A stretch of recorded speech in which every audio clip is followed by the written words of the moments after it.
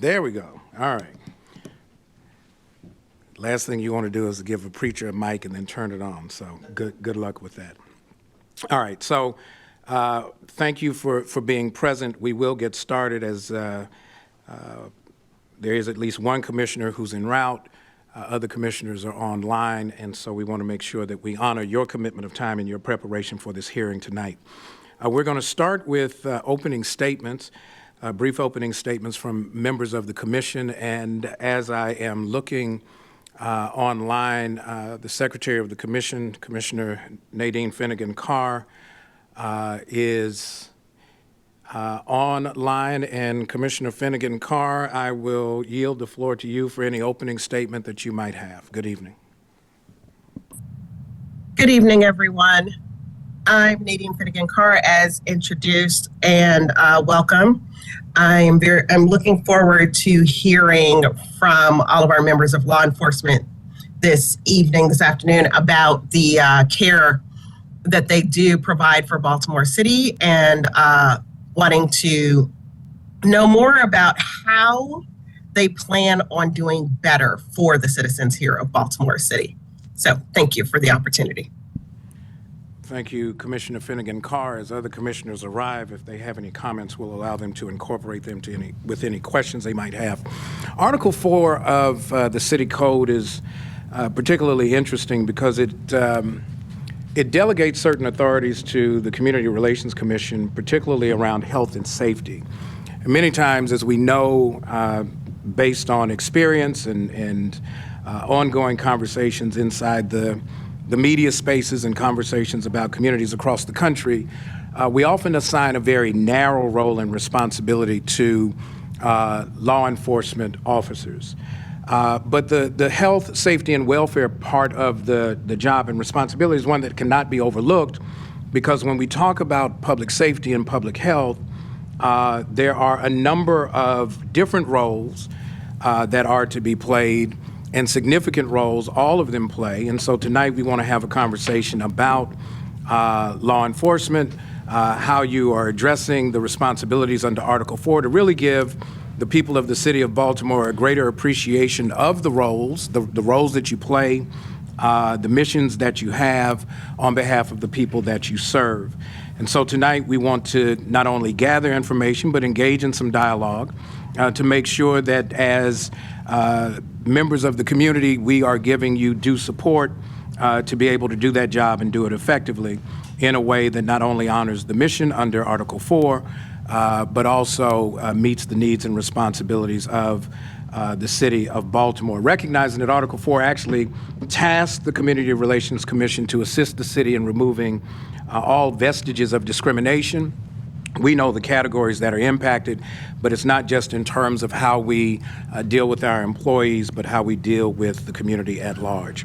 And so tonight we will spend some time. We will have a few moments of any public comment on the front end after Commissioner Evangelista, who has joined us, has an opportunity for his opening statements. And then there will be presentations from the agencies that are here tonight in this order: Baltimore Police Department, Johns Hopkins Police Department, the Baltimore City Sheriff's Office, and then there will be a period of inquiry and conversation after that. And once we have, I think, fulfilled that commitment, we will be ready for any closing statements and adjournment. Before we get to any public comment, Commissioner Evangelista, good evening. Glad you made it safely. You're recognized for your opening statement. I appreciate that. Thank you. Okay, great. First, I want to say thank you so much for having us here today. Before I begin, I just want to say that I am grateful for my experience and time with Baltimore Police Department. I spent most of my career in law enforcement, BPD, and then from Baltimore Police Department. I was the commander of Anne Arundel Community College Police Academy as well. So I have a history of law enforcement, and that history began actually in Baltimore City Police Department. Also, I want to say I would be remiss if I don't at least acknowledge one of the greatest, I guess, employee BPD could possibly have is Professor Blyther. Leslie Blyther, who works in the Equity and Civil Rights Commission. I've worked with Professor Blyther for years. She's a phenomenal worker, a phenomenal leader. So I'm just extremely excited to be here. So I'm not going to hold us up too long. I just want to say thank you so much, commissioners, for coming. I know that within the city, after spending many years, there's a tendency that we don't acknowledge the goodness that comes from Baltimore City. I'm a champion for Baltimore City Police Department. I worked the streets for many years. I worked in recruitment division as well as a background investigator. I know the challenges as well as the many times that we don't receive the fair acknowledgement for the outstanding services today. So my role as a commissioner today is just to merely to find out ways, how can we support you to become even better? How can we also find ways to put in the forefront equity, civil rights for all the citizens of Baltimore, but also within the rank and files in law enforcement? And I turn it back over to you. Thank you, Commissioner Evangelista. If there are any members of the general public who are just kind of scanning the presence of the room first, there is a period of public comment. I don't think there's anyone present in the room, and I know the weather has been a bit tricky the last few days. I think winter has caught us off guard and actually showed up, and so we are mindful of that. But if there are any members of the public who are online who would have any comment that they would want to offer at this time, please identify yourselves and you will be recognized for your comment.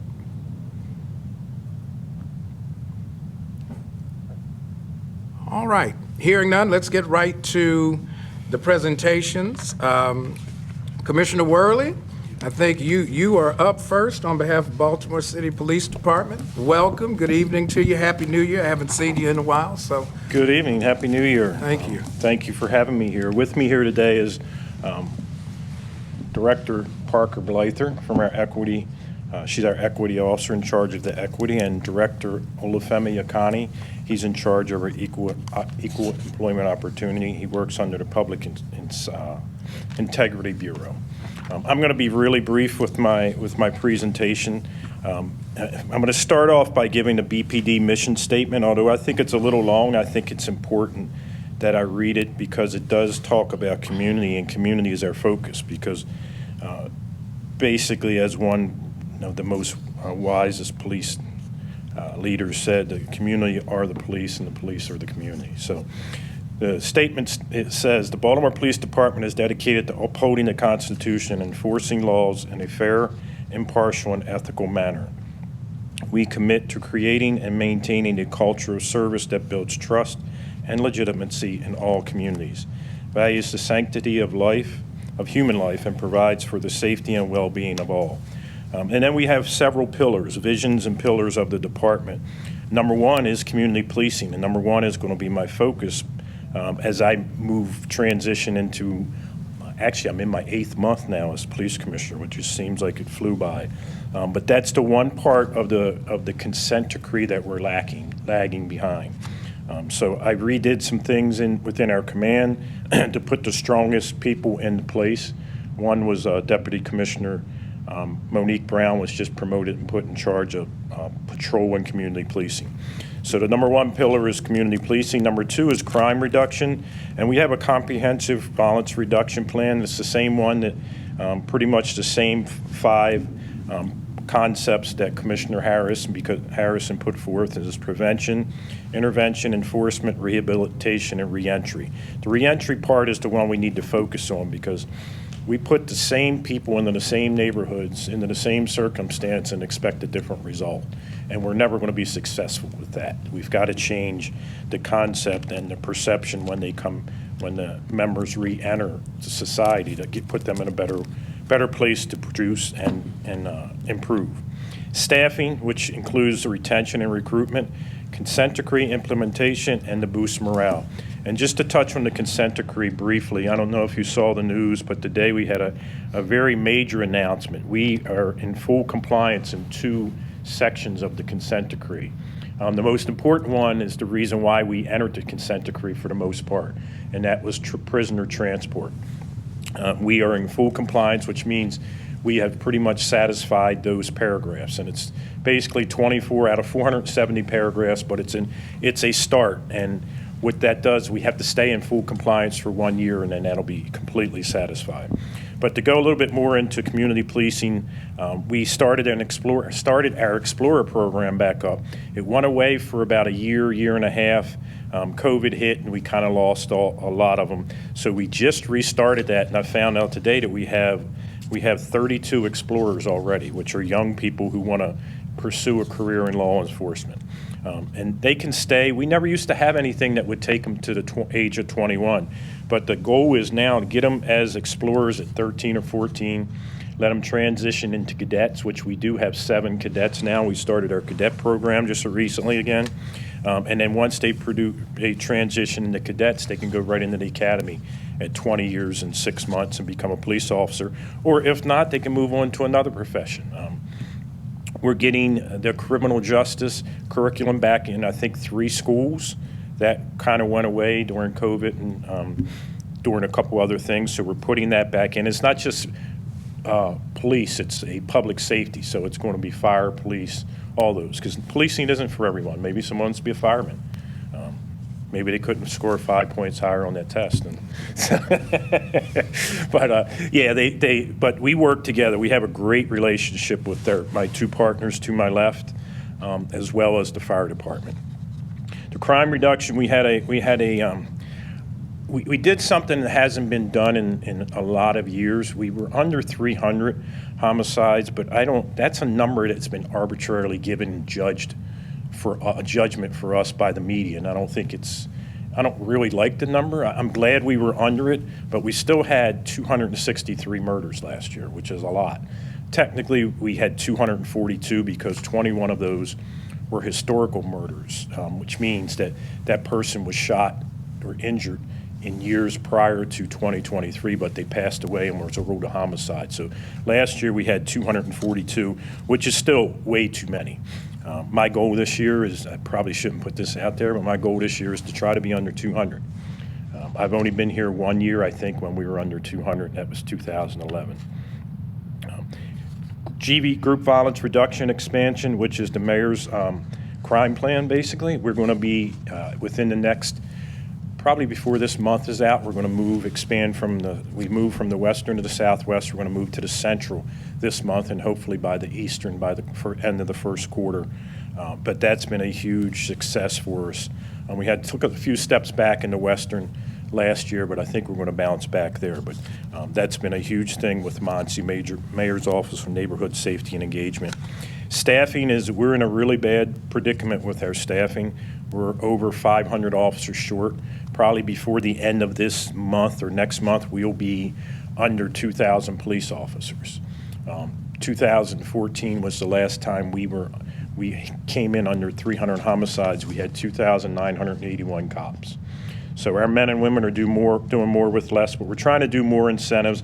We're going to have a lateral program, incentives for veterans. We got a $10,000 signing bonus. We have a $10,000 bonus for officers who have left and want to come back within the last 3 years. I just got a stack of letters, my 3rd stack. What we did is we went and we looked at every officer who's left the agency over the last 3 years. It was about 300 of them. Some of them we don't want back. It's basically, they left in lieu of termination or for whatever reason. So they wrote a letter out. I'm hand signing every letter. We're going to mail it to them, ask them to come back and offer them that same $10,000 incentive for a 3 to 4 year commitment from them. The consent decree, like I said, we had the biggest boost to that was today when we filed I guess it's the court documents to say we have satisfied that. Still has to be approved by the judge and everything, but we've been in the consent decree now for 7 years, and that's the first time we've been able to do that. Boosting morale, which basically civilianization of our professional staff. We want to hire more people because officers, even if we hired 500 today, they're not on the street for a year. So we're going to have to finish this year and do this year with what we have, but I think our men and women can do it. We brought back the pinning ceremony. The good thing one of the things that I'm happy about is we moved, she will be within the next couple weeks when we get the proper pins job numbers. She'll be the deputy chief of community policing, which will be Sarah Ritter. She and I went up to New York and basically stole their idea for a neighborhood coordination officer. But they stole it from LA, so it's what happens in policing. We take each other's idea. We brought it down here several years ago when I was a chief of patrol, and we started to implement it, and then unfortunately COVID hit us and it kind of went away a little bit. But that concept is the fact that every single officer is a neighborhood coordination officer, not just those 3 or 4 that are in neighborhood services like we've kind of morphed back into again. We want to get out of that because we can't rely on 3 or 4 officers to handle all the community relations. So those are some of the things that we've done, and we're going to really push the officers getting out of the cars. It's not only part of community policing, but it's part of the crime strategy. If they spend 15 to 20 minutes in an area, it has an impact for 3 to 4 hours. And the study shows that if you go past 20 to 30 minutes, it really doesn't have that much more of an effect. So pushing that out to roll calls as I go visit them, I hit 2 or 3 a week, and just continually telling the officers what we need. They'll do whatever you want as long as you tell them why you're doing it. They may not like it, but they still will do it because they're dedicated. So I'll stop talking right there, and I will turn it over to Director Parker Blyther from the Equity Office. Thank you, sir. Mr. Chairman, first I want to say to a highly valued colleague, it is so good to see you, Dr. Evangelista, and I feel the same way about you, and you are truly a friend. And I know that you appreciate my office because you actually created the first multicultural course for Anne Arundel Police Department and now teaching it. And so I'll never forget that and how valuable it is to that police department. So we do have at the Baltimore City Police Department a 4 or 5 objectives that create what we call our strategic framework for advancing equity. And that includes, sorry, I can't see, that includes, so interesting setup. That includes education and training, no, it's not there. Education and training, assessment data and data analysis, implementation and evaluation, and that basically is a cycle. We're relatively new. We were one among the first agencies to actually have an equity office. We're relatively small, but we are growing, and under the direction of PC Worley, we anticipate 2 more. We currently have 4, an office of 4 people, and we are anticipating 2 more equity specialists to join us. The agency is at its infancy as well, in terms of understanding even the basics of the difference between equity and equality. And so I have a great deal of support from Police Commissioner Worley to begin to train and educate members on some basic concepts with regard to equity and inclusion. In fact, we are one of the few agencies in the entire country that we do have DEIA as part of our office title, but it stands for diversity, equity, equality, inclusion, accessibility, and anti-racism. And that really is a very big deal when it comes to DEIA. Usually you won't find that attached to it. And we also have, among very few agencies that have an equity office, we actually have a policy. And I've shared that policy with many agencies. I belong to a collaboration where there are probably about 14, maybe 20 agencies that actually have an equity office. So that's where we are now. Some of the work that we've done, if you can switch to the next slide, please. May I step back for a moment so I can see? Some of the work that we've done majorly has been internally. And those are strategies that we're trying to move towards developing and expanding or improving our culture and climate in the agency. We have things like hard conversations. And this is the first time in many instances where we have rank and file and professional staff members actually having conversations with regard to racism and sexism. And that has been very successful for us. We have an equity steering committee, and their purpose is to advance our work in equity. We've been very successful with that. Externally, one of the greatest things that we've done is actually a community collaboration partnership. And it is supported by the Department of Justice. And what that looks like is it's a $650,000 burn grant. And we actually pay community members to participate in reviewing policy, training, operational planning. So far, since July of 2023, we have paid out $33,000 to over 20 community partners. And so that is the basis to the Equity Office. And I'll turn it over to my colleague. Don't have any presentations. Do you have any questions for us at this time, Commissioner? Yeah, that was it.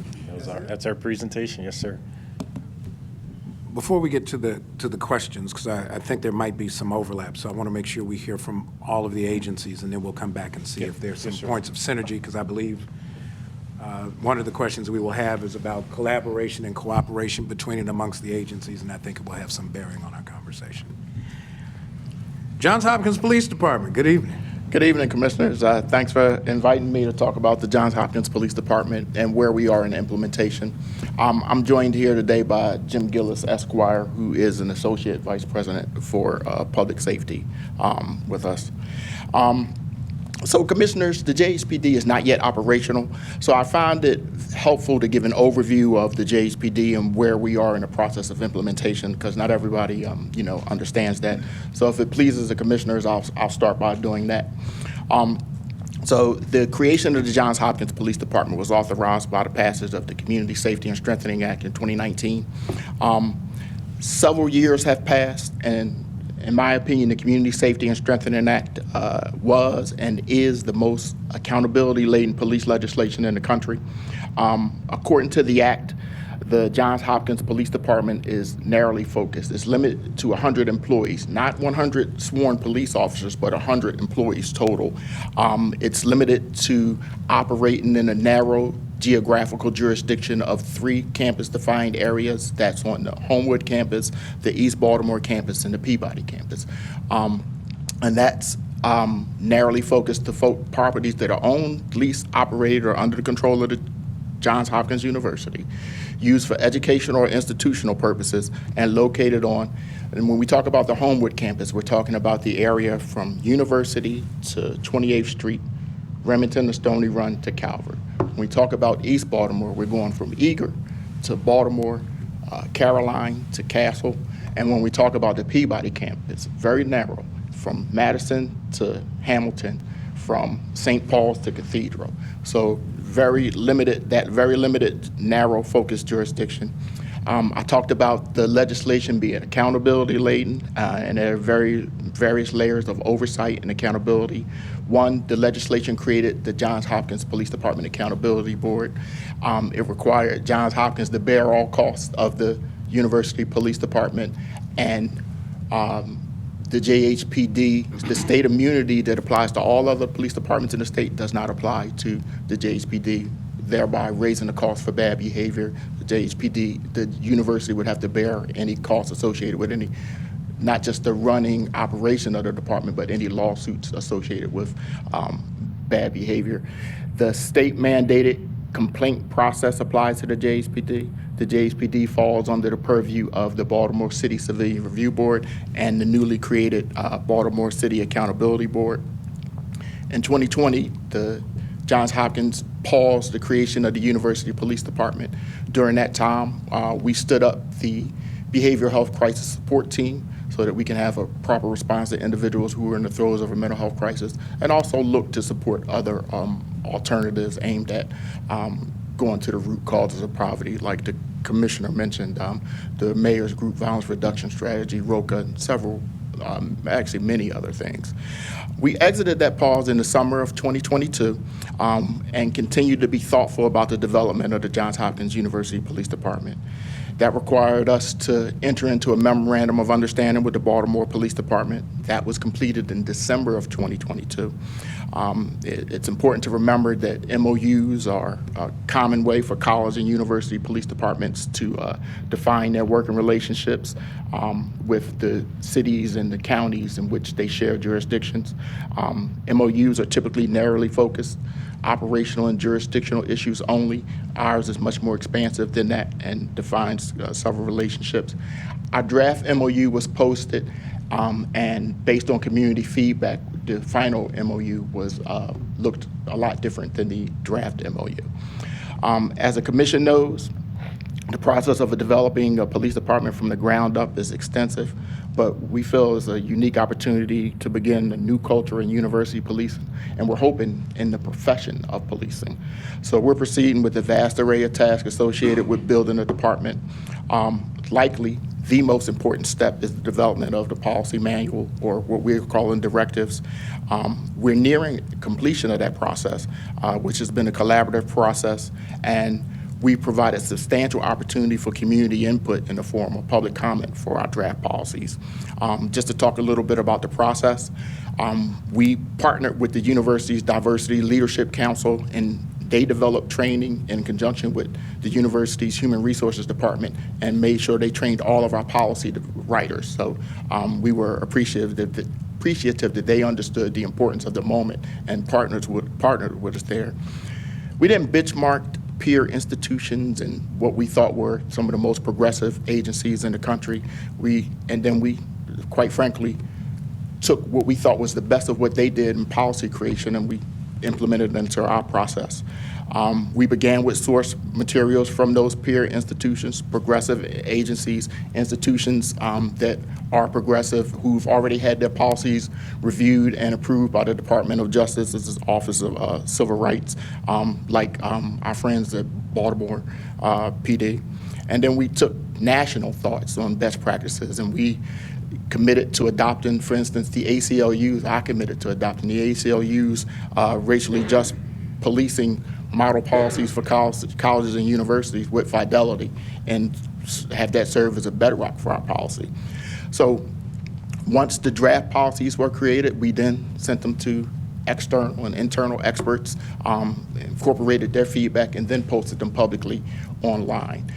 They've been posted publicly online since September 21st. We did so in 2 tranches, though. The first tranche was, I think it was 47 policies, and those were what we parroted out in conjunction with the Johns Hopkins Police Department Accountability Board as being those high-interest policies, those policies that involve police-citizen interactions and are the subject of national debate. The second tranche we put up were all the remaining policies. Some of the things that, and so the public comment period for our draft policies actually ends the end of this month, January the 29th. Some of the things that I think might be of particular interest to this commission are if and how we intend to collect data and disseminate data. And as a matter of law and in accordance with the MOU with the City of Baltimore's Police Department, we're required to report all incidents to the BPD. The Community and Safety and Strengthening Act also requires extensive reporting when it comes to demographic data related to the JHPD recruitment, Johns Hopkins public safety recruitment and hiring, and police citizen contact data as it relates to crimes, arrests, traffic stops, complaints against police, discipline involving JHPD officers, and more. We're required to submit an annual report no later than October 1st of every year, and it's required to be disseminated to the mayor, the city council, the General Assembly, and the Johns Hopkins Police Department Accountability Board. The data is really quite extensive, and it's required to be disaggregated by race, ethnicity, gender, age, and where applicable, rank. As a non-operational department, we don't have data at this point, but I'll certainly be happy to return and review any patterns that emerge with this commission that may need any special services, like the potential need to expand the catchment area for our behavioral health crisis support team. As it pertains to Title VII, or for this board, Article 4, the JSU Office of Institutional Equity handles all of our EEO and discrimination concerns, and while the JHPD is nascent, our muscles as they pertain to OIE issues are well established. Our Office of Institutional Equity is run by anywhere, I believe it's about 15 to 20 lawyers and legal professionals. And as a part of the memorandum of understanding, we're required to undergo training with the department, particularly training from the equity officer. So we're looking forward to partnering with that. I think that sums up where we are with the creation of the JHPD in a nutshell, and I'll be happy to answer any questions that you have. Thank you. Thank you. Sheriff Colger, I'm up. I guess you're next. huh? I am next. Good evening. Good evening to you. Thank you for the invitation here. I want to start by saying that I'm lucky not only to be a law enforcement executive, but also to be a citywide elected official. So when we talk about community, it's the community who selects me. And it's also the community that will get rid of me if I don't do the job the way they want to. And I think that's very important to say when we're talking about sheriff and sheriff professions in general, to say that the sheriff is responsive directly to the citizens of Baltimore. Not to the executive branch, not to the state government, but just like the state's attorney, we report directly to the people. And I take that very, very seriously. And some of the things that we've tried to implement, first off, is to implement some technology into the sheriff's office. So when I walked into the sheriff's office, there was really no technology. Everything was done on paper. Things were actually done on carbon paper still. And so just to give, they still make carbon paper. So just to get some abilities to look at data, we had to implement some technology. And so if you look now, one of the things that we have is that we have a forward-facing website that people can look at the things that we're doing, make requests for our services on there. Our policies are posted on there through the Training Commission website and on our website. We're on social media channels, so we're letting people know what we're doing, who we are. And I think that's a big thing. If you look at again, I've been in for a little bit over a year. One of the things that we're trying to do, and is a major goal of the Sheriff's Office, is to be more forward-facing and let people in the community know what we do and why we do it and how to get in touch with us and what our services are. And so sort of our core services, if you want to look at it, is we do two things really. We're an enforcer of the peace in the county, in this case the city, but we're also an enforcement arm of the court.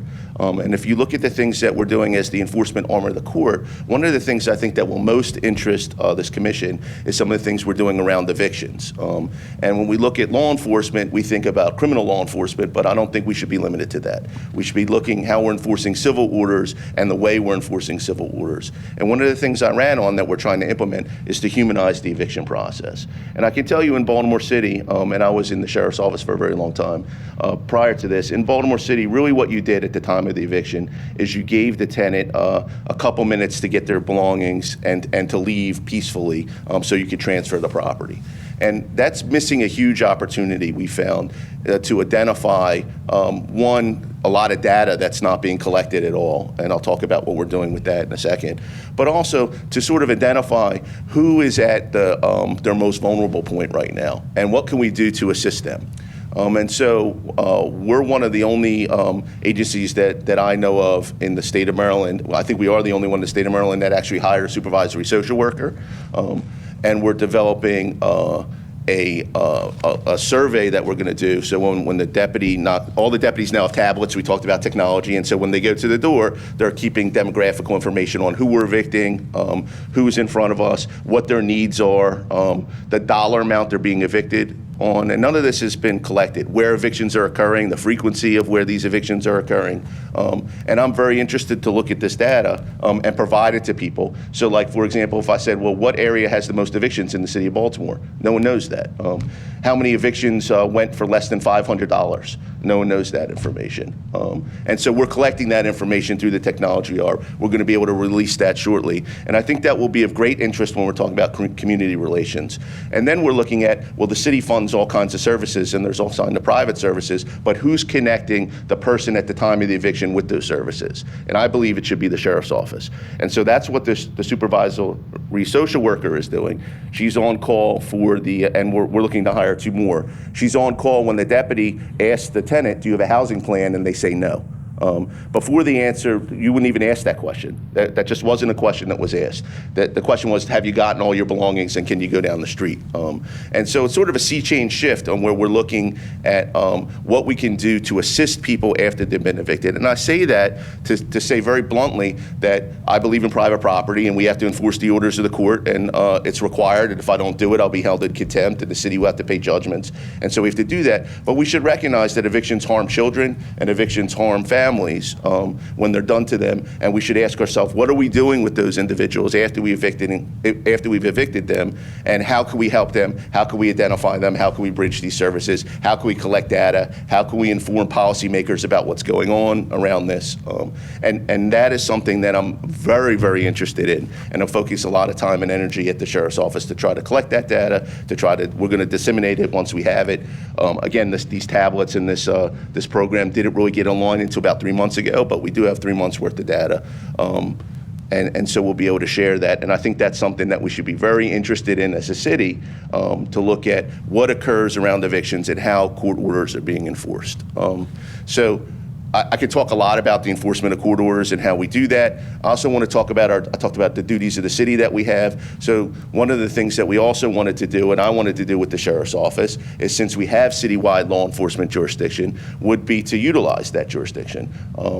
And to do so in ways that would be helpful. And one of the ways we found was incredibly helpful, we felt, was to deploy during festivals and events in the city to provide the law enforcement security to that. So, for example, we did the Fells Point Festival, we did the festival, the Jazz Festival, the Billie Holiday Festival up on Pennsylvania Avenue, and pretty much every weekend we were deploying at festivals around the city as the primary or assisting the Baltimore Police Department to provide the law enforcement security. And in doing so, we were able to really be forward-facing to the community, let them see us in a positive way, have positive interactions with people, but also, protect and provide law enforcement services as well. So that's a role that we're out in. The other thing that we've found that we're doing is traffic enforcement.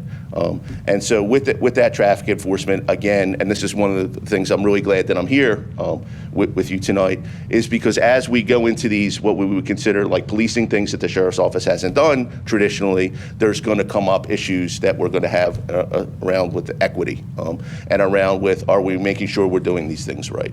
And then we talked about technology. Again, we're still trying to build the platform, so we're rolling out the body cameras. So we're at a place where we're beta tested body cameras now. We fully expect to be functional by the deadline, which is at the end of this year.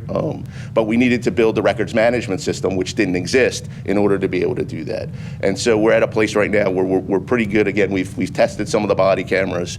And again, that's helped with transparency back to the court orders, because when we serve a court order now, we're able to take a picture of the court order. We're able to geofence that we've served it, and the trust that we have that we've actually served people to come to court, so they don't get this failure to appear, which is also an issue, or someone didn't get not notice of a case that they have against them. We're going to be able to validate that through our technology, which is also builds trust, I think, with the community. So, I mean, there's a lot of issues with the Sheriff's Office. Again, we have not been in the past forward-facing. I think a lot of people, if you ask them what does the Sheriff's Office do in the city, they don't know. That's one of my goals, to let them know, hi, I'm Sam Cogan, I'm the Sheriff of Baltimore City, and this is what we do, and this is how we can assist you. But also, this is how, if you don't like what we've done or you think there's an issue, this is how you can address it, so we can shift and we can change and we can be accountable to the public. That's something that we very much want to do. I very much want to do that. And I know there's probably some questions that we can get, into how we're doing that. But I thought it was important to sort of present like who we are and what our jurisdiction is and what we do, so we can answer that one question. Yes, there is a Sheriff's Office in the city. Yes, we have citywide law enforcement jurisdiction. Yes, we're doing some more work, traditional, what we consider police work. Like around the court facility, it's very important that around the court facility is safe for the jurors coming to the courthouse, and so we need to assist our partners with the police department in that, and our partners at Hopkins, and all work collaboratively together. Some real quick things: there's 235 people total at the Sheriff's Office. There's 103 deputies, and then there's a support staff, and we also have a court security division that provides security within the court facility. The other thing is, as we're doing these functions and as we're growing, we're looking at funding. And we're looking at, is the Sheriff's Office funded at the level that they should be in order to provide quality policing services that maintain the public trust the way that we are? And I'm going to tell you that I do not think that we are, and you're going to be hearing a lot about that from me in other forums coming up. Thanks. Sheriff Cogan, thank you very much. And thank all of you for your presentations. It leaves us, I think, a good amount of time to have some conversation. Before we get into the questions, I recognize that Commissioner Johnson, I think, has joined us. I want to recognize you for any initial comments that you might have, and then if you have any questions based on what you've heard, I think you can go ahead and raise those, and then we'll go around and just keep talking until we've kind of filled the agenda and gotten some things going. I think there are a lot of other ideas that have been brewing. I know they have been for me. So I think I can already tell you that a lot of this conversation will continue even after tonight. So let me thank you for your presentations. Commissioner Johnson, good evening. Hey, good morning and good evening. I'm sorry, it's been a long day. Can you all hear me okay? We can hear you just fine. All right, Commissioner Johnson, I apologize for my delay. I think I dialed in probably about 5 minutes into the initial presentation. I don't have any opening comments, but I do have a question, and it is around, I didn't see or recall hearing any data mentioned around from the Baltimore Police Department or from the Sheriff's Office.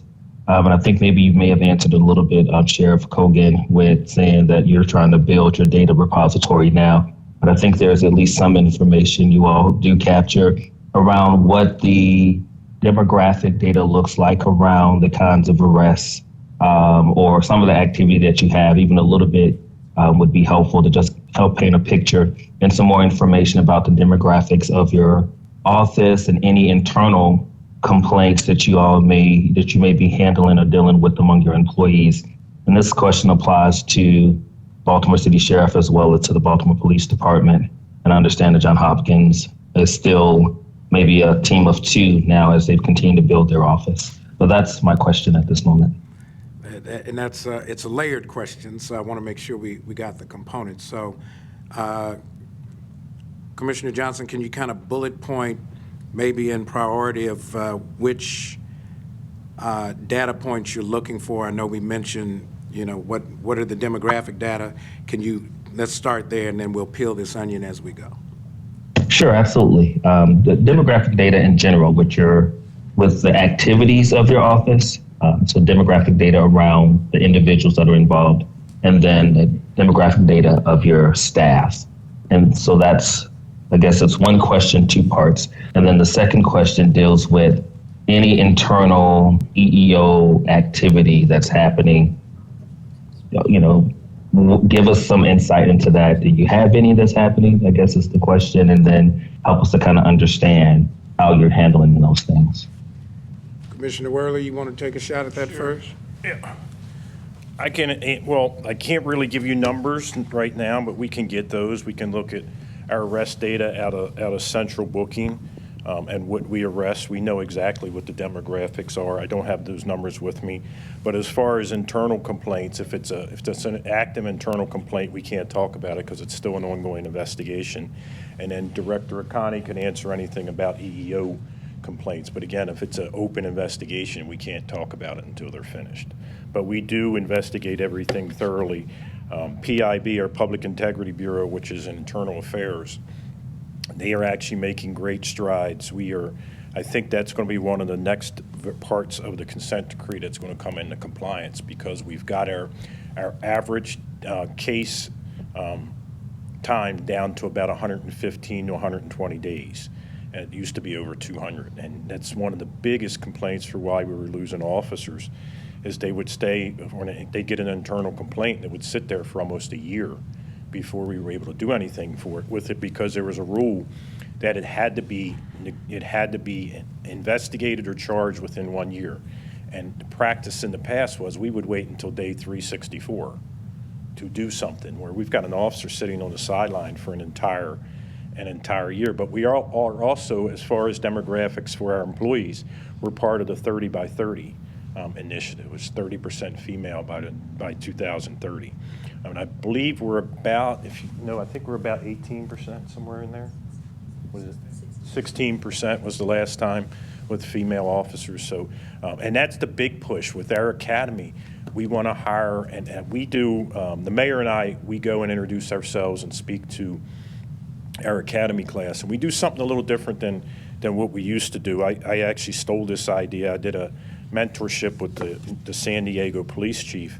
And what they did is they went out to they bring their recruits in, and we go in and meet them, we introduce ourselves, but then we make them talk to us. We make them tell us where they're from, why they chose law enforcement, why they chose Baltimore, and then a kind of an interesting one to give them relaxes. One thing nobody knows about you. So some of them have some pretty interesting stories on what they do. We've got an IT expert who can build databases. We got an analyst from NSA that are all in the next academy class. But what that does, it brings the human element to all of us. But we're pushing to have, and I know it's a long story to get back to, I've seen more officers, recruits come from Baltimore than I have in a long time, from right within the city or right around the city. We did make a lot of hires from outside the city, and we can do that. We have a national testing. So those are some of the things, and then we're pushing to get our department to look more like our communities. And we try to align that up even when we assign officers to districts. So the demographics of the district kind of match up to what we have. And then even with the command staff, trying to get that more balanced. So we look at that all the time when we're trying to balance, because if we look like if our department mirrors the community, it's more likely to gain more trust from them. But we can get those other numbers about arrest data. We don't arrest nowhere near. One year, several years ago, when we had the worst thing that we did for the city was zero tolerance, we made 100,000 arrests. I think last year we were around 14 or 15,000. But you see, it's not arrests. The arrest didn't really have anything to do with it. We accomplished something we hadn't done in many, many years with much fewer arrests. So, but we can get the numbers for the arrest data. I would take a guess, but it'd be better off just with the exact numbers. Sheriff Kogan. I just want to make a quick comment, Commissioner. That's Sir Robert Peel. Yes. I couldn't think of the name. I couldn't remember the name. Bobby's. So we'll have that data. We can provide that. When we're talking about the arrest data, one of the things that, just to put it into context though, a lot of the arrests that we're making are on warrants or court-ordered arrests. So like we count the arrests that we make in the courtroom when someone's taken into custody, and so we have no control over those. A lot of the arrests that we're making are, we do the domestic violence protective order service, and so a lot of people have warrants for assault associated with those orders. So when they come in, we warrant check them to see if they have a warrant, and a lot of people actually do have an associated assault warrant with the domestic violence protective order. They're taken into custody. But we still fill out the, it's not called UCR anymore, but the crime report is still filled out, and we will be able to segregate from that what data. These are like voluntary arrests that we're making, like on-view arrests. We can pull that information. As to the employees, I don't have that. We'll provide that as well. I can tell you that I'm very proud of the hires that we've made and also the appointments that we've made within our office. One of the things I like to say all the time is the women are much more highly educated than the men. Most of the master's degree level people are women in our office, and I like that as well. And they're in director positions. And in positions of authority within the command structure as well. So I'm very happy about that. But like I said, I'm very proud of what our demographics are and what our demographics continue to be, and the makeup of our office as it's reflective of the city and just of the population in general. So I can provide all those and I will provide that. I'm very proud of those numbers. Thank you, Sheriff. Commissioner Johnson, anything else? No, sir, not at this time. Thank you very much. Commissioner Finnegan Carr, I see you in deep thought and on camera, so glad to hear from you. You have the floor. Thank you.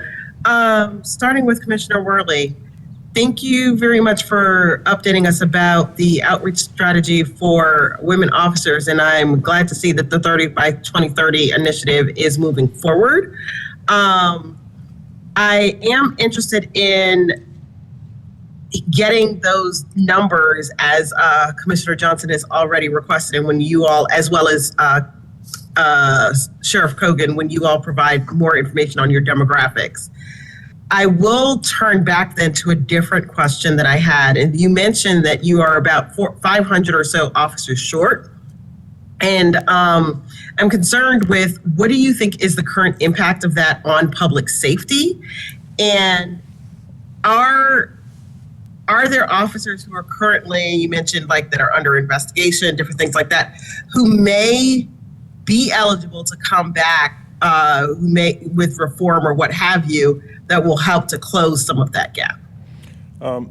As far as the officers that come back, the only ones that are usually taken off the street that are suspended and aren't allowed to work is if they're facing termination, and we won't bring those back until their cases are completed. So, but everyone else pretty much stays on the street until, if they're not going to face termination, they're going to accept or not accept their punishment and then move on when the case is done. And that's the process of getting, we want to be in the 60 to 90 day range is where we want to be, which is where the national average best practices. If we can get that, it's going to expedite our process. And we've done some things with internal. They have a command, it's called early resolution or accelerated resolution, where we send the lower end issues back to the district commander to make the judgment. It's usually under 3 days or under a couple $100 fine. They can give it to the officer, they sign off, and it's done. And the officer's finished with it. So those are some of the things that we're doing to get the officers out on the street. I don't think, and I know I'm biased because I think our men and women can do just about anything if we give them the task. I don't think our shortage has an effect on public safety. Our response times to Part 1s are still well within where we need to be. The smart policing that we've gone through with the mayor's office, where we diminish or eliminate some of the calls that we come to. We have telephone reporting, and we have great partners. We have the sheriff's office, who also helps us with the calls. He talked about the parades and the different events that he covered. He covered those, which freed us up to cover other things. There was one day, I think we had a football game, a parade, a event, and something else at the arena, all in the same day, and we covered it all, and we didn't have any issues. And when we have the big events like the parades, just for example, a typical event, or a Ravens game coming up, there's 100 and some officers that are needed. We can't give 100 officers. So we have Maryland State Police. We offer it to school police. We offer it to state troopers. We offer it to, we're going to try to get the University of Maryland more involved because he wants to be a partner. And anyone we can use in the city to help us has been chipping in to give us to make the city safer and to make it so you don't see the difference in the police coverage. And our officers work a lot of overtime. The overtime money's there because the positions we don't fill, we have to use that money to cover overtime because we have to fill the cars, whether it's voluntary or, unfortunately, if we have to draft someone to stay. So we do fill the cars, and we try to do the best we can. Unfortunately, sometimes we do run a little short, but I don't think it's had that huge of an impact on public safety because we all work together. All work together for the common goal. Good, thank you so much. Yes, ma'am. Following up specifically now with Sheriff Kogan, you mentioned that you are proud currently of the demographics of your office and your officers, and I'm glad that you all are moving towards that and also looking forward to getting your specific numbers. As far as how your officers relate specifically with those who may have experienced domestic violence, intimate partner violence, as you mentioned, and I am glad to hear about the supervisory social worker. Are there ways that you are looking at, best practices that you are looking at to partner those supervisory social workers with your officers, specifically in some of these intimate partner violence, domestic violence cases, at the point of engagement, not just, reporting back afterwards? Yeah, so can you describe that? Absolutely. So one of the things that I helped set up when I was with the previous administration, and it still is ongoing today, is that at North Avenue District Court, where the majority of these orders are issued, we have two civilian domestic violence advocates. That's what they're called, the positions, but interpersonal violence advocates that work for the sheriff's office that interview, I'm going to use the word victim, just so people know what I'm talking about, interview people who have sought the order directly after the order is issued. And we bring them into an office and we sit them down and we relate to them, we listen to them, and we're trying to do a couple things. First, to get to your point, is that we want to let them know that this is your sheriff's office, and we're going to be serving your order and providing you with this service to keep you safe. So like to actually like address that to somebody, we get a lot of times they say, well, this is the first time someone's talked to me and not at me. Because the process, and this is not a knock at the court in any way, but the court has to be a neutral party. And then there's a whole process that they have to go to, and then everyone has to be impartial. Well, with me, we don't have to be impartial. We're here to serve you, right? That's what we do. So we meet with them and let them know, this is your sheriff's office. These are the deputies who are going to be serving your order. And then we go into how can we best serve your order? Tell us everything we would need to know about how to locate the person who's harmed you. And with that, we've really been able to raise the number of people we serve and be way more effective when it comes to that. And then it develops an immediate relationship. So what will happen a lot of times is because my advocates have talked to the individuals in the courtroom, if we have to later call them and ask them for something, we've already developed that relationship. They'll answer the phone and they'll assist us as well. The supervisory social worker has assisted in this as well with providing services. Our deputies, she works for the whole office, so the deputies, she's overworked. That's why we need 2 more. And when I talked about funding, that's what I mean, right? Because everyone wants this service.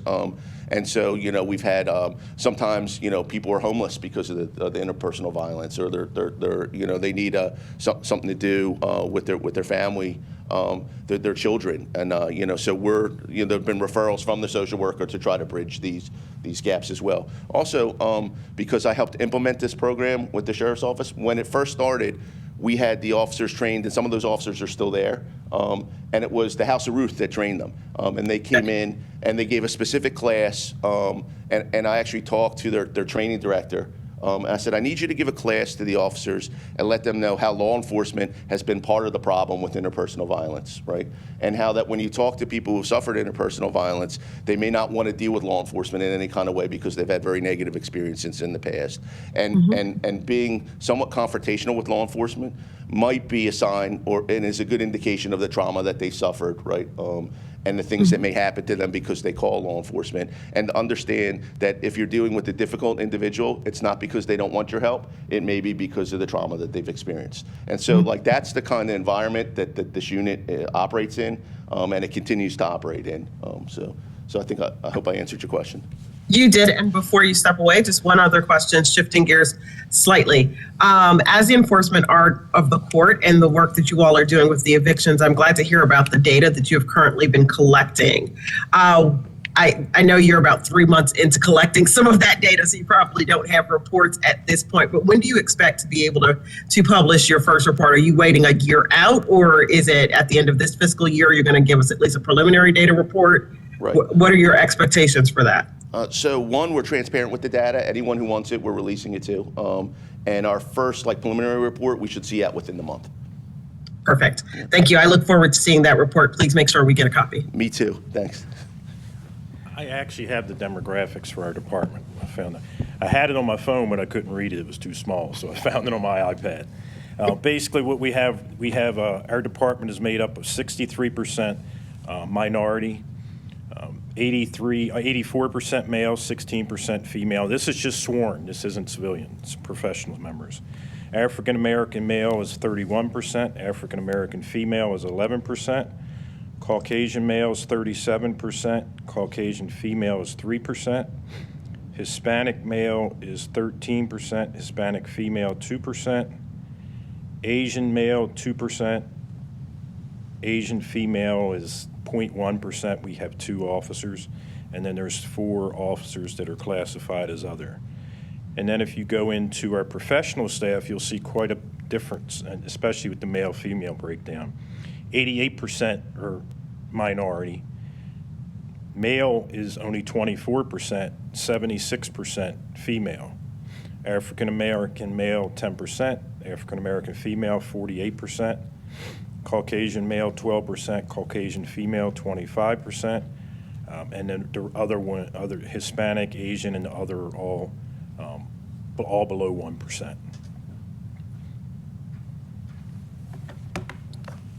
Commissioner Worley, Yes. just to follow up, thank you for providing those demographics. Point of privilege, please, Chair Erie.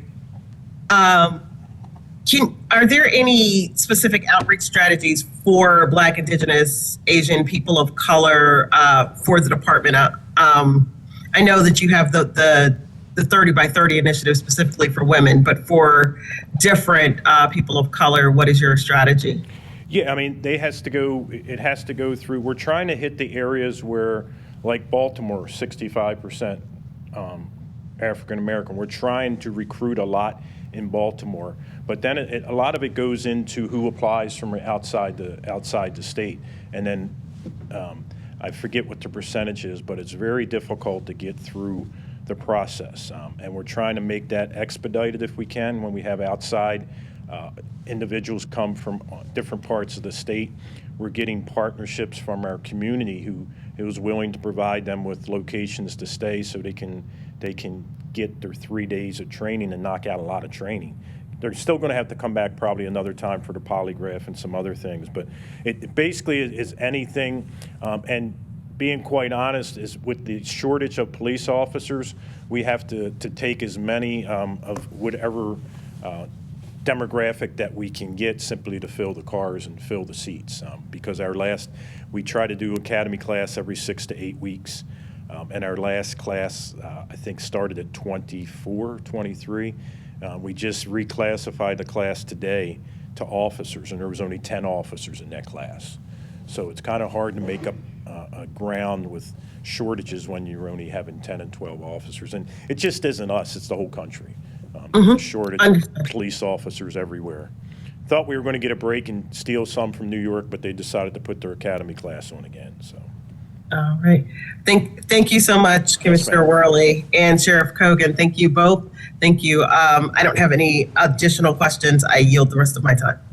Thank you very much, Commissioner Evangelista. Yes, I just have a few questions. Can you hear me? I do understand the focus on recruitment. I worked in the recruitment division, and I know how difficult it is. To be quite honest, just to give you a little bit history, it was our recruitment division at that particular time at BPD that started the 3-day process that you were referring to.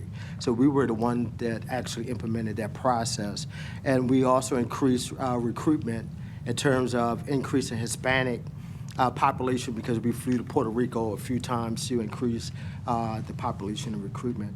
My focus is on multiculturalism. If you could speak to, each agency could speak to, how are you implementing professional development, particularly through in-service training, as it relates to multiculturalism? Currently, I'm conducting multiple multiculturalism training for Anne Arundel County Police Department, Police Academy. How are you implementing that particular training within the agencies that you work with today? Thank you, Dr. Evangelista. That's Yes. an excellent question. There are a couple of things that the Equity Office is currently doing. I do want to say first and foremost, I find that PC Worley's executive team is very diverse. Okay. 3 out of his 4 deputy commissioners are African American, 1 African American male, 2 African American female. To my knowledge, he is, if not the first, certainly among the very few commissioners who has invited to be among his executive staff 1 transgender male. He just recently promoted probably, I won't say the first Hispanic major, but certainly among the first Hispanic majors in our department. So we're very pleased. I'm very pleased with when I look across the table what his executive staff look like. In terms of cultural responsiveness and multiculturalism, beginning this year, the Equity Office will have a permanent place in their in-service training. And we're going to be doing, again, basic education and training on equity, diversity, et cetera. We also have partnered with the Mayor's Office of the LGBTQ plus Affairs, and they have been actually doing training for our new police officers in training class prior to them going into the academy, and they get about an hour or two to talk about the LGBTQ community in the department. We have a series of trainings that we do in getting people to be much more responsive to the differences of people working inside of the agency. And as the Equity Office continues to grow, we want to go out and start talking to the community about what that looks like when we face them and we see these various communities in Baltimore City. So we're very excited about training the officers with regard to basic equity, diversity, equity, inclusion concepts, and that will also include cultural responsiveness and as what you refer to as multiculturalism in law enforcement. Thank you. Yes. Great. So I'm going to introduce somebody, right? I should have introduced him earlier. This is my Chief of Staff, Kevin Hayes, right? Who didn't know he'd be speaking, but he's going to be good at answering this question. So I'm going to bring him to the mic. Great. Thank you. Good evening, Commissioners. Good evening, everyone else. I'm sorry I don't have a suit on right now. I was not expecting to be speaking today. Our office is actually very big on multiculturalism. We are actually working very hard to make this office reflective of Baltimore City.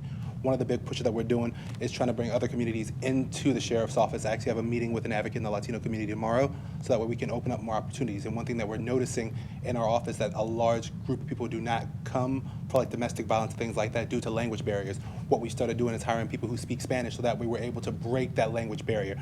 It's been very effective. I actually will have statistics for that this week to let you know how many Spanish-speaking individuals who come into the office. We also offer Korean and French language as well for anyone who needs assistance with that. As far as with our training, we do offer training to talk about multiculturalism, and we actually are in conversations to talk about the LGBTQ+ community training, so that way we can assist better with individuals who may not meet the standard normal dynamics that people understand, especially in minority communities. Sure. Very good. Thank you. And just to add, so Kevin's great at going out and finding communities that may be hesitant to contact law enforcement. He's has done a lot of outreach with the Muslim community, the Yemenis population in general. We have a Korean major, and we've started at the sheriff's office like a Korean law enforcement council with the Korean population in and around Baltimore to come in. We're looking. We have a strong connection in the Orthodox community in Northwest Baltimore, and have some employees who work there. So, like, I think to answer the question is that we're actively reaching out to communities and having them actually come to the sheriff's office and speaking to them directly so that we can better serve them, and then we disseminate that information once we find out what it is and what their particular needs are and how we can assist them directly to the deputies. Thank you. You're welcome. And Commissioner, we've committed through the Memorandum of Understanding of replicating Baltimore City's process with Fidelity. So we'll be working with Dr. Parker Blyther to make sure that we replicate that. And just to point out that for me, you know, I have a history of implementing. I like to look for that deep probing type of training, that cutting edge training that makes individuals want to question their very involvement in this type of system. Because I find that when you go through that type of training, it helps you come out on the other side and you say, I commit to serve. It helps you to bring compassion and common sense to your dealings with individuals. So if you look at my past agencies, I've brought some cutting edge training there, like the history of the historical injustices in present-day policing training that I brought to the Cambridge Police Department. It was a training that was designed to make officers understand the law enforcement historical involvement in racial violence, like turning a black man over to an angry white mob and such, to gain a deeper understanding of why intergenerational trauma exists in you know, communities today. And it was a very deep, impactful training, and it was difficult for some to go through, but it was necessary for all to go through. But you found that everybody came through it with a better understanding. Officers, you know, started the training off like this, arms folded, and everybody was highly engaged afterwards and thankful that we, you know, that they got a chance to open themselves in front of their peers. So, Thank you. I'm done. That's it? All right. A few questions, and Dr. Bard, I'll get you back because I know you sat a while. So, actually, I want to get to the engagement. You mentioned the public comment period on your policy proposals extends in a few days toward the end of the month, not Yes. quite the end of the month. Can you give us a bit of any participation data? How many responses have you gotten? Are there areas that they've responded to in the policies? So there were about 100 or so responses to the first tranche, that high interest tranche. And quite frankly, I haven't checked on the second as much lately, but there was a big drop off. And that's not counting the responses from the JHPD Accountability Board, which in and of itself produced a lot of comments, or from the Student Advisory Group, who produced a lot of comments. But from the public, from our website, there were about 100 comments. And they ranged from about 50% non-responsive to highly engaged and highly responsive. There are a few electeds who we are working with now who have responded in their individual capacity as electeds, and we're working with them right now to go over their feedback. But about 100 responses for the first tranche and not very many so far on the second tranche. Any engagement with the Mayor's Office of Neighborhoods to help with maybe raising the awareness before this clock runs out, to see if there's some maybe potential cultivation of comment responses that might be helpful?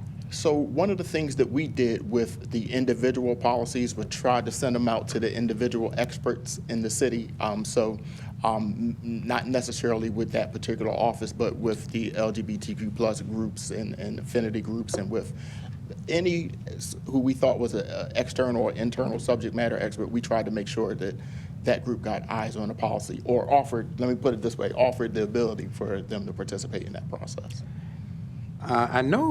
I think I saw somewhere that early on there were a few kind of public listening sessions, kind of open forum. Any thought about those in the coming days to see if maybe you can get an interested group of people, provided the weather doesn't throw us off? We got used to 50 degrees until we ended up with snow. That might help, or are you satisfied with the level of response that you've gotten for where we are? Well, we are, because of the iterative and exhaustive process that resulted in the drafts being put together. I mean, we relied heavily. I mean, we share the same jurisdiction and technology, so we got to speak with one voice a lot with BPD. But we were free to look at what everybody in the nation and everybody does in law enforcement, and then pull from what we thought were the best, and not assuming that I know the universe of what I was doing. So we had consultants who also, say, hey, look at this university's policy, look at this place's policy. I thought that I committed to adopt the ACLU's recommendations with fidelity, because they just made sense. It was to avoid some racial injustice. It said, how about some things you just don't send nobody to? Like, if somebody says, somebody's calling and says, that person is acting suspicious, well, you better tell me what suspicious means, because it better mean more than me just walking down the street with my black skin. Because if not only am I not sending a cop, I'm not sending nobody to it. So it's just some common sense recommendations to avoid those, types of harms that we know happen to us. My background, I'm a civil libertarian. I'm a social scientist. So I think that race permeates many of the things we do. We're required to report on a ton of data. I keep saying I think the legislature did a fantastic job when they crafted the Community Safety and Strengthening Act. But I think we could do a little better. And I'm going to try to do some things that hopefully we do it so well, like far as looking at how we interact, our interactions with people. I started back when I was the police commissioner for the city of Cambridge, the Office of Procedural Justice. One of the questions that I wanted the office to answer was, what if any difference exists in how we interact with people of different races when we, I wanted to answer that question statistically. And so I've already asked some great minds, some critical minds here at Hopkins to help with that process. So I'm hoping that finally got some agreement, some synergy. And so now I'm hoping that we'll do that, and we'll do that so well that my friends in the city do so, and other universities will say, hey, let's do what Hopkins is doing. On the comparative and peer organizations that you looked at across the country, can you identify some of those other peers that you looked at?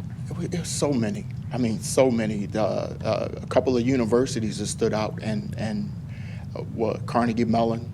But we looked at everybody. I thought that Carnegie Mellon probably had the most extensive policy creation process, and that was what was available to us and what we could see. but I can't sit here and name everybody because we looked at everybody. We looked at some of the most progressive, and when I say progressive, I mean policies that tend to be protective. I know that that word gets tossed around a lot. So we looked at what we thought were the most protective policies in the country and being used, and where it made sense, we tried to expand upon them, you know, and I think we did that in a few areas. So I'm hesitant to speak of our draft policies as if they're final policies because I don't want to undercut the citizen input part of it, but I think that we're landing in a good place, and I think that some of the things we'll do, that advocates will be able to point to us and say, well, Hopkins does it, you can do it. So hoping that that comes to fruition in several key areas. Are there any hiring goals as you all are standing up your department that you've identified that you'd like to share? So the legislature did that for us as well. So it mandated that within 5 years, 25% of the department, the Johns Hopkins Police Department, had to be 25% Baltimoreans, city residents. So the legislature prioritized it, and we were happy to work with President Daniels' office and work with a couple of electeds, particularly Senator McCray, and we are offering a 20% stipend to anybody who lives, and that's perpetually, to anyone who lives in the city of Baltimore. So on top of what we think is already a competitive salary, as long as you live and reside in the city of Baltimore, you can get 20% more. And that's in addition to any other program that Hopkins offers to any of its other employees, like Live Where You Work or anything. But we were excited to be able to offer that type of incentive to live in the city. I know, policing, I think I'm a statistical anomaly. It really changed my life coming from the city of Philadelphia, and I really want to do the same for a lot of young Baltimoreans. And so 20% is, I know for a fact from experience that number is hard to give up or match. And even if it's matched for a short period of time through state programs or local programs, it's hard to sustain, where Hopkins can sustain a program like that. Is it your sense, and I think it's for all of you, since it sounds like we've got various levels of staffing challenges in your agencies, as you're standing it up, do you anticipate that you might create a little bit of tension that members of another agency might be coming to work for Hopkins as you're standing it up? So yes and no, but we were conscious of that. And when I say we were conscious of that, so we had an analysis conducted, a salary analysis, salary and benefits analysis, and the number came in way higher than where we were, where we currently are. But President Daniels was worried about not how it just would impact our university partners, but how it would specifically impact our HBCU partners in the city, and that he was worried about officers running away from there in droves. So we lowered it.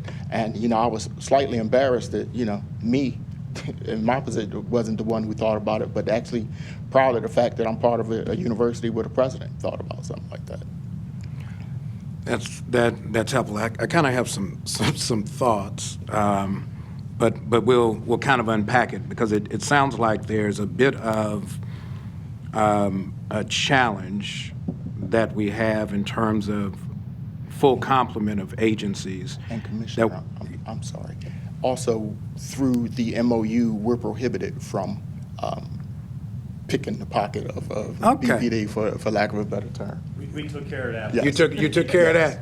You keep your, what is it? Keep your enemies close, keep your friends closer now these days, to make sure we got it.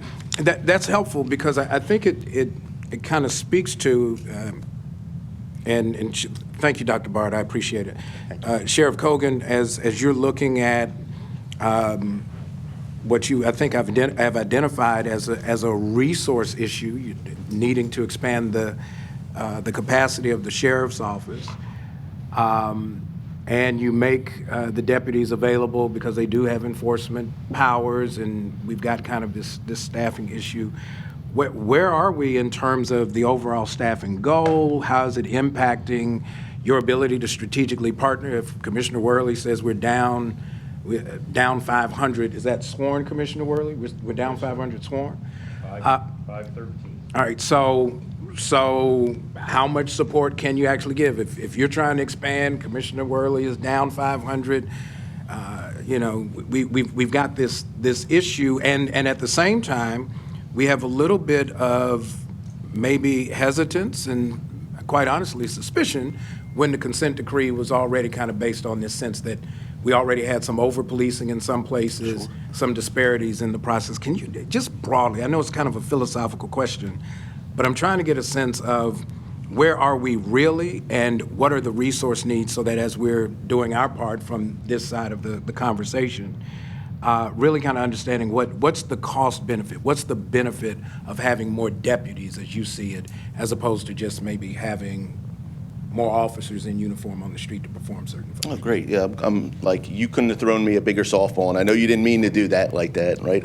But this is really like one of the things I wanted to come talk about, and I am going to be talking about.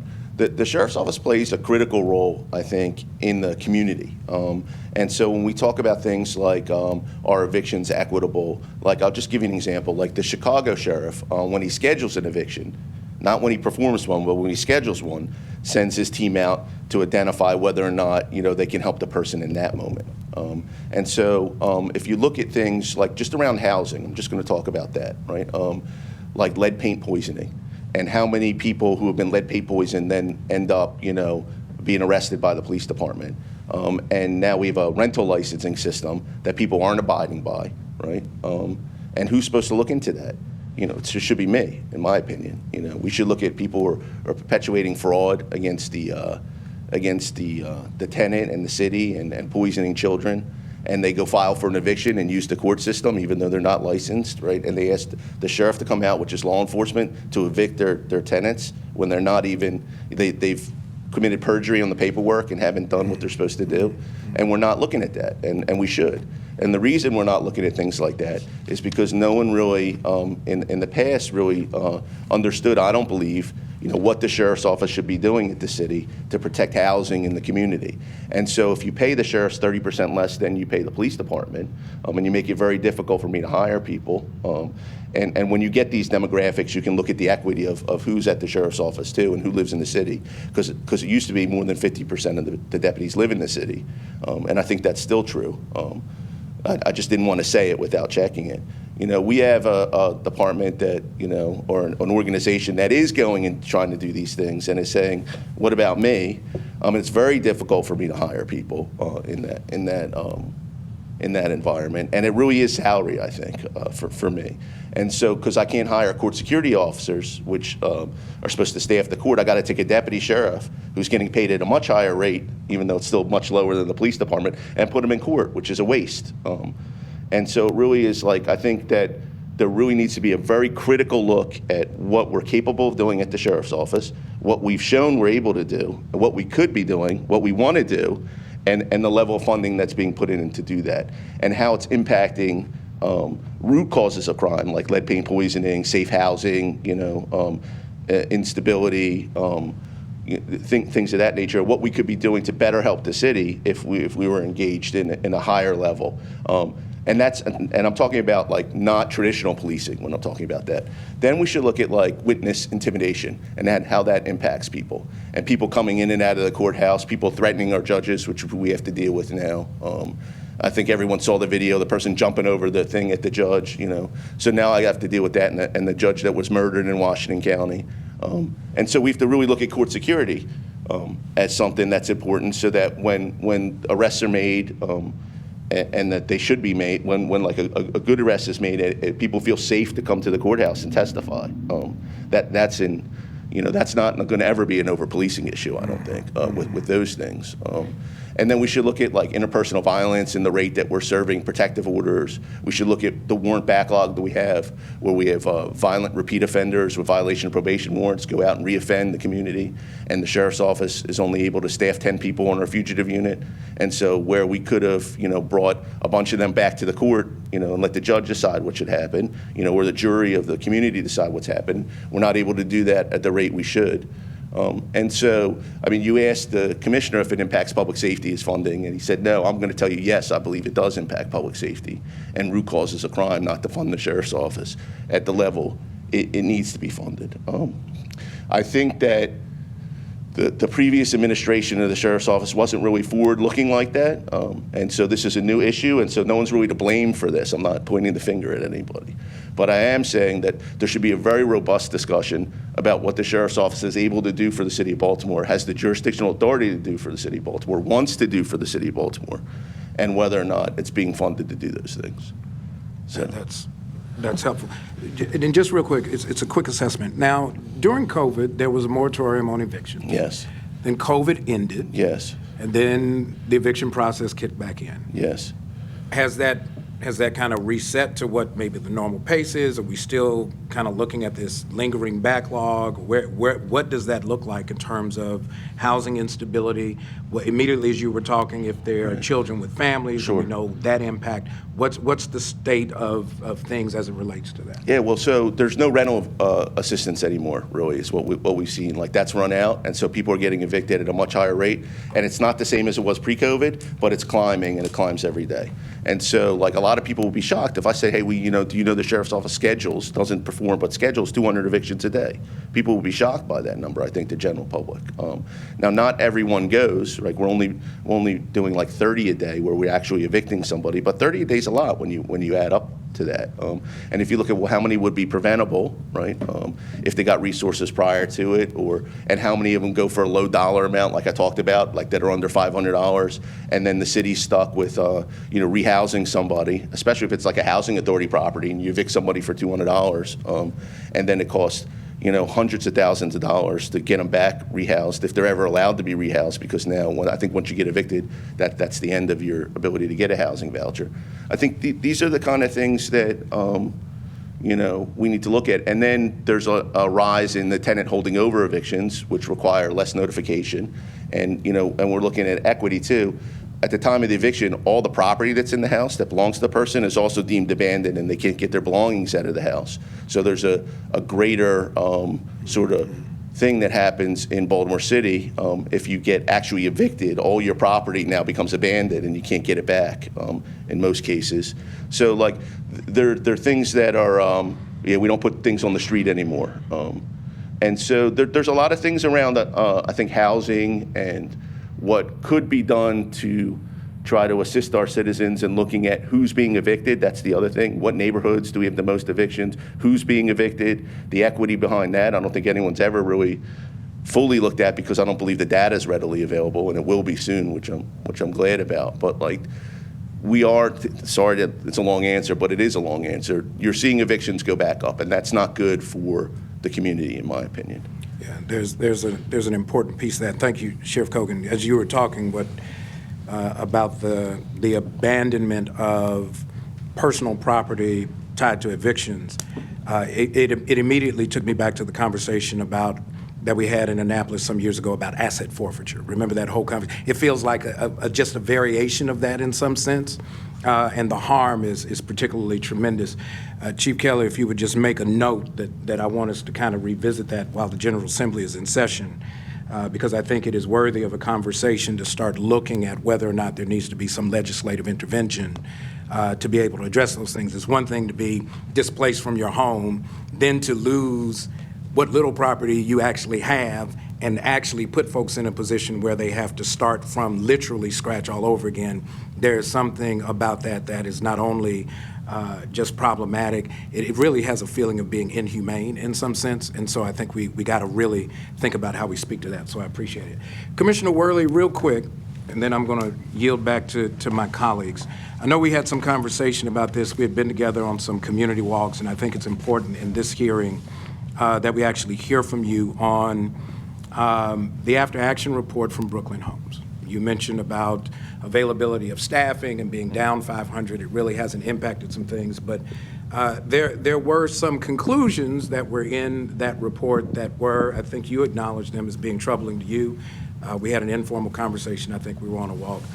Can you walk us through what was indicated by your after-action report that actually has an impact not only on the response to that incident, but informs the health, safety, welfare function of the police department overall. Because when we say we're down 500, I automatically start thinking about, well, the population is this, what's our per capita rate of sworn officers to the population of the city, and are we kind of overrepresented to similar cities?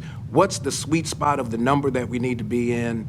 All of that comes to play, and that after-action report just kind of stands out to me as a big question mark. So can you give me your thoughts on that, please? Sure, yeah. First, the staffing shortages had nothing to do with Brooklyn Day. We could have done a lot better when we realized what was happening. We had officers, had they been called, we had officers throughout the city that could have responded and broken up the party sooner. And we could have done better all during the day. They started setting up at 7 a.m. So to that point, we will continue to make sure that doesn't happen again. But prior to Brooklyn Day, even before Brooklyn Day, we were reorganizing our districts on July the 9th, I believe it was. This incident happened on July the 2nd, 3rd, going into the 3rd. So we had already realized that there were certain areas that were under-policed and certain areas were over-policed. And when I say under-policed and over-policed, there weren't enough officers to do their job properly. Brooklyn was one of those. And it was corrected basically 1 week later when we did the redistricting. There used to be only one patrol car that handled the majority of Brooklyn. Now there's two and maybe a third that actually touches some of it. So they get more police officers. And then we didn't do as well as we should have with our community policing and realizing and figuring out that there was a lot of people who knew when that party was. We should have been one of them. And it's possible some of our men and women did know and just didn't say anything. So I think the staffing had nothing to do with it, regardless of how short we were. The officers were available to respond, so that I wouldn't use anything as an excuse. We just have to do better and make sure that doesn't happen again. And I don't think it ever will, because the officers and the supervisors who didn't make the correct decisions those nights, I think some of the investigations are still ongoing. But the fact that we had already seen that and already made the correction with the under-policing and over-policing is something that we've done, and we've done that throughout the city. The Northeast District, where I was the district commander for 3.5 years, used to have 22% of the population lived in one district. We redid that district. Now we're redistricting the first time we've done it in 60 years. It balanced out the workload. So there's 9 districts that, some of them are still bigger than the others, but it's based on call volume. So almost all the officers handle the same amount of call volume per day, so that everybody throughout the city gets the same amount of services. Some days or some districts are going to be busier than others. Like, for example, the Northeast went from being the busiest district to the least busiest district. They went from needing the most people to needing the least amount of people. Not a big number, but a slight difference from what they used to have, and their boundaries moved up. Some districts got the other end, like the Central took over all of Fells Point, so they picked up a huge entertainment area, so they needed more officers.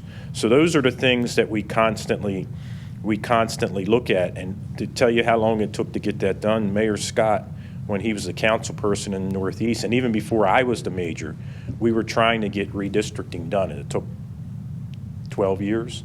So now we can look at it, and we did this. One of the best things that happened with redistricting that balanced out all this out is we did it all within the BPD. We didn't outsource it. Like the last time we did the study, I think we paid a couple $1 million to have it done. This time it was done by our own people. And what that shows is if we need to tweak it in 6 months or a year, we tweak it in 6 months to a year. But there was a lot of effort that went in to make sure every single post, which the districts there's 9 districts. Districts are divided into sectors. Each district has 3 sectors. Each sector has usually 4 to 5 cars. So that's how we divvied it down to the point that the areas were divided so that they get the same amount of police coverage regardless of whether you live in Northeast Baltimore or Southwest Baltimore. Your police coverage is still the same. What happens if, how how difficult is it to redeploy if an incident comes up in one part of town, but you're still trying to maintain the coverage in the meantime, but the resources you have are the resources you have? How do you deal with a critical incident? What's the effect in terms of operations? It's really not, it's not as difficult as you would think. What happens is every single night, like right now, tonight, I was looking at my phone, we have what we call a Unit 41 and a Unit 42, because what happens, the district commanders usually work until 7 p.m. At 6 p.m., our nighttime commanders come on, which is 2 of them. They divide the city up. They have a form that shows everybody that's working tonight. The commanders had that night. As a matter of fact, Lieutenant Colonel Thacker, who just got promoted, was the duty officer that night. We had resources. We had 50 or 60 officers we could have deployed there relatively quickly, but they were never asked for at any point during the day. And we don't always have that, but we have extra resources. We have our district action teams. We always have patrol, but there's usually almost every night there's at least another 50 or 60 discretionary officers that are working throughout the city. And for example, if we have a large protest, which we're getting lots and lots of protests, especially now with the unrest going on over in the Middle East, we have to position and set up civil defense teams. And then we have our mobile field force if something really looks like it's going to go bad. So they are giving their names and told where they report if they're called for. So they may be all over the city, but if we get on the radio and say we need civil defense Unit 1 or Unit 2, they will respond. And we'll move them pretty quickly because they all have cars with lights and sirens, and police like to drive fast sometimes, unfortunately, but they can get across the city pretty good. And Brooklyn is a tough one because I lived there for 12 years. I lived there from 2003 until 2015, right on 5th Street, which is 1 block from where the incident occurred. And they had it's changed a lot. So, but afterwards we went in and did a lot of work, and there's still a lot of work that needs to be done there, along with a lot of other communities in the city, and that's what our whole community policing model is built on. That's helpful. Thank you. Thank you, Commissioner Worley. Yes, One, we scheduled this for 2 hours. We went in knowing that the conversation would probably push us to have more conversation that could keep us here for even longer. But certainly the time has been well spent, and I'll get ready to acknowledge my colleagues for any final pressing question that they may have and any comments that they may have. I want to give you kind of an expectation of what will happen after we adjourn on tonight. There may be a period of follow-up in terms of some questions that the commissioners may have based on what we've heard. Chief Kelly will be the point of contact to be able to get those questions to you.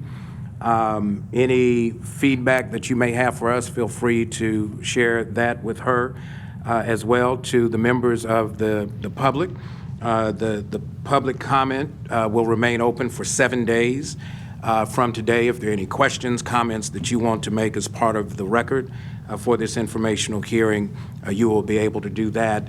And there will be information provided about where you can send it. Chief Kelly, if you'll send me the text on where public comment can be sent, I'll make that announcement before my closing remarks.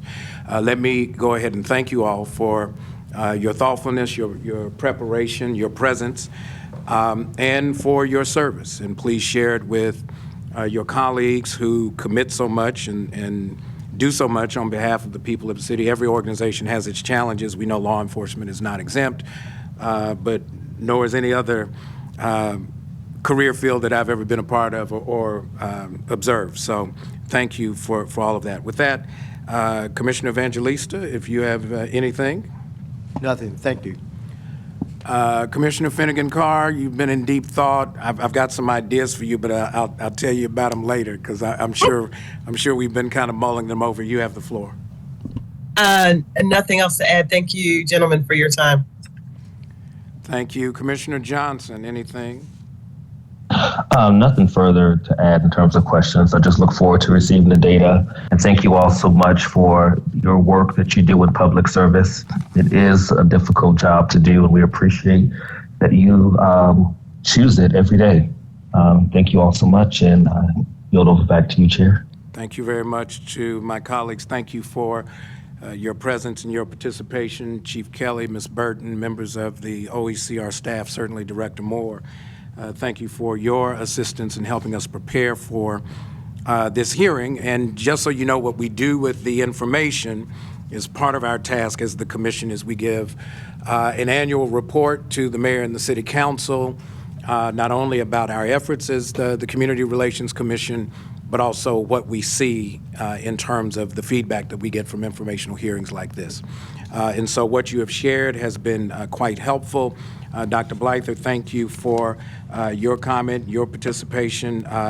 DEIA is a new thing for me to kind of go back and appreciate what you got. I think you had a couple of E's and a couple of A's, but I'm going to try to keep up with all of it as best we can.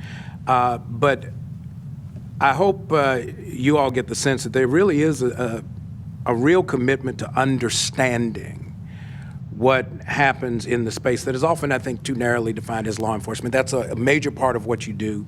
A lot of times that's often to what you're responding to. It's a response to something that's occurred.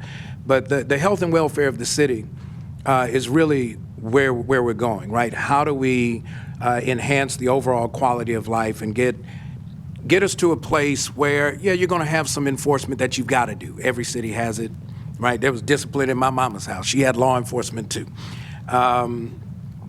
But that's when you have to have it, not when you've become so over-reliant on it that now you're addicted to it. There are better ways. We know that. We've experienced it, and you all are contributing a lot to helping us change the paradigm. Commissioner Worley, I'll just put this on your radar. I'm not going to ask you to answer it now.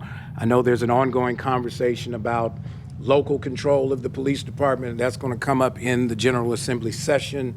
It would be helpful as we do the follow-up if you have any thoughts on whether or not there might be any impacts, good, bad, indifferent, about one frame versus another that might have something to bear on the subject matter that we discussed tonight. Please let us know so that we can have some conversation about that before legislation starts flying and bill hearings start happening, and then we end up maybe trying to unring a bell that may be problematic. So I'll leave that out there. But again, thank you for your time, to your support staff and your support teams that are present and have helped with preparation. Please extend our gratitude. Hearings, when the camera's on and the curtain rises, it looks very easy, but there's a lot of work behind the scenes. We appreciate that and we acknowledge that. So with that, it is 7:44, unless there's anything pressing. Dr. Bard, anything from you that you would have? Thank you, Sheriff. Glad you're here, Commissioner Worley. To all of you, thank you very much. Chief Kelly, are we good? Hearing nothing else, and the agenda having been completed, the informational hearing, providing care, attention, and services to the city as law enforcement, the Baltimore City Community Relations Commission. This hearing is adjourned. Everybody have a good evening. Stay safe, stay warm, and we'll see you soon.